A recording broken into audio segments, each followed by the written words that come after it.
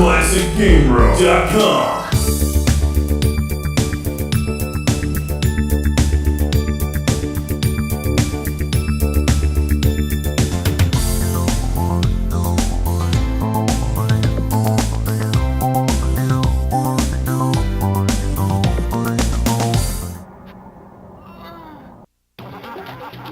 Bonjour, welcome to Classic Game Room. This is Tomb Raider The Prophecy, compatible with Game Boy Advance.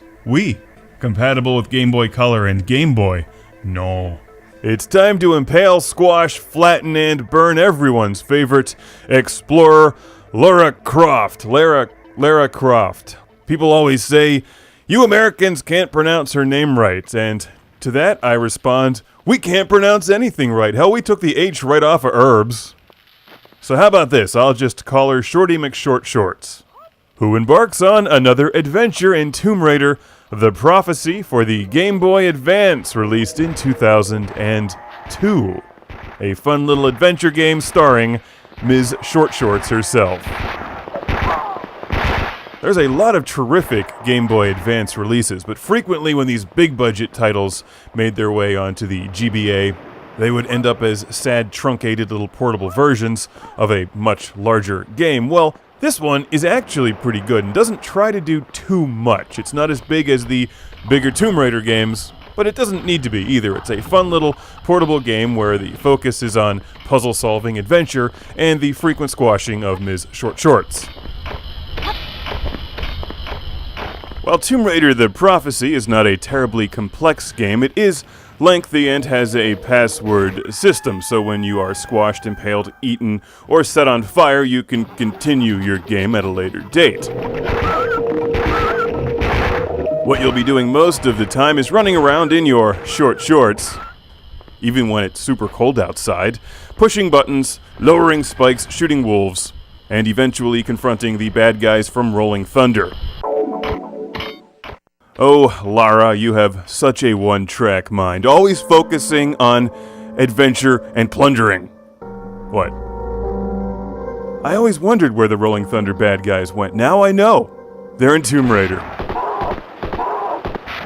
And you've got to stop them before they unleash the apocalypse or something. The only thing standing between humankind and annihilation is one pair of short shorts.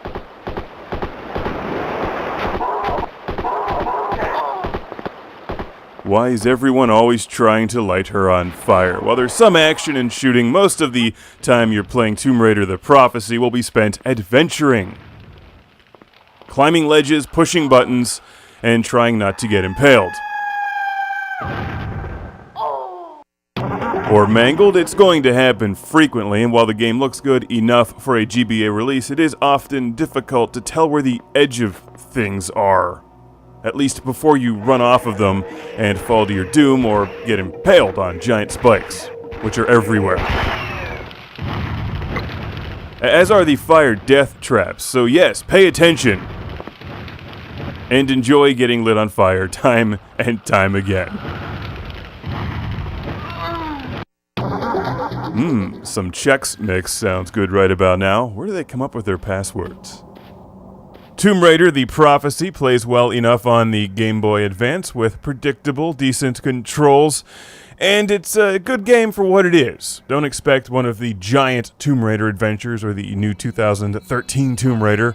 It's a portable game, good for an adventure on the go. Play it on the bus, the train, while raiding tombs being eaten by wolves. It's actually pretty fun and liberating to jump in such short shorts. So a big thanks to my friend Milan from the Netherlands. Hopefully I pronounced your name right. And your country as well. So thanks again to Milan. It's Tomb Raider The Prophecy. Maybe instead of short shorts, she should invest in Kevlar body armor because, well, she seems to get impaled frequently. Tomb Raider.